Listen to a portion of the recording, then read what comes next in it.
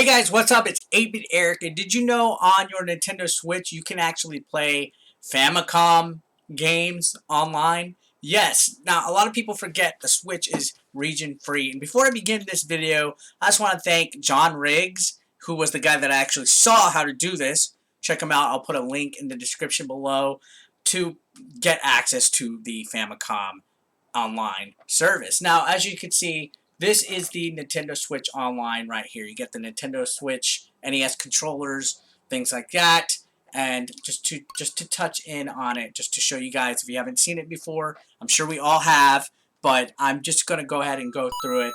You know, pretty standard. You see the NES controllers, and then you get the 20 games with their box cover art.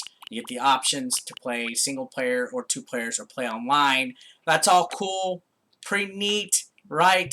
But if you get a Japanese account and have it attached to the Japanese eShop, which if you, Google's your friend on this, I'm not going to do a tutorial, but basically I have a European account, a Japanese account, and an American account that I use across all three to download if there's something that comes out early, elsewise, and all that stuff. So I got the Famicom thing. It's free. If you have Nintendo Switch Online in North America, you could download the family computer version of the same service. As you can see, it has pretty cool little graphics, the 2 Famicom controllers. Let's go ahead and check out the major differences so you guys can just see what is up with it. I think it's actually really neat. Yeah, so let's go ahead. As you can see, this time around, it has the Famicom box arts, and everything looks really good. There's the same exact games, 20 of them. I personally think the Famicom art is neat. As you can see, has the info. I can't read Japanese, but let's look. So that's Ice Climber. That looks really neat. Ice Hockey. I love the way that one looks. The River City Ransom stuff. And then there's a couple of games on here that actually are Famicom Disk System, which is Pro Wrestling and Legend of Zelda. Those are Famicom Disk System games, which is really neat, as well as Ice Hockey. So that tells me maybe eventually we'll get some exclusives on the Famicom service that were Japan only, and you're able to play them because it's region free. Now, there are some differences in the games.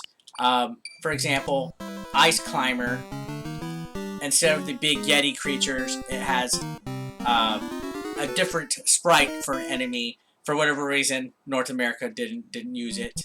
And I'm not a real big fan of Ice Climbers, by the way. So we're going to go ahead and... Look, it seals. So you smash the seal on the head. And yeah. So I guess PETA didn't like that. I know John Riggs brought up the same thing in his video. I guess that's why PETA might have had some kind of issue with that. So, you know, we got Ice Hockey. All the games basically run exactly the same.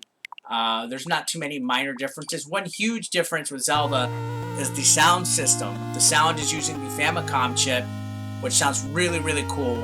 Other than that, the games run almost exactly the same.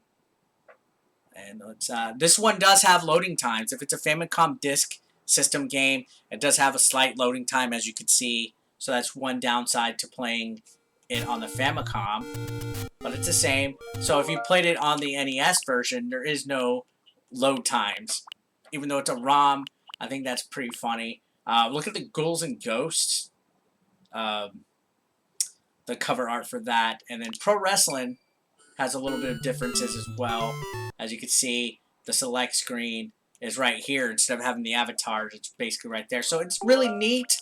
I just wanted to share with you guys. I saw a couple videos again, like John Riggs and a couple other people mention this. I thought it was real cool because it's a completely different feature. Kind of reminds me of the NES Classic and the Famicom Classic, where there was like a different cover art, like on the menu, different games. I think eventually there's potential for regional differences. And if you haven't downloaded the Famicom version of the NES Switch Online, go ahead and do it, because I think they are going to be adding some slight differences to games and stuff like that, different selections. I think it's really neat. Just wanted to share this with you guys. So yeah, thanks a lot for watching, guys. If you're new, please throw a subscription, comment, like, all that good jazz. I will see you on the next video, guys. Have a great day, and yeah, peace out.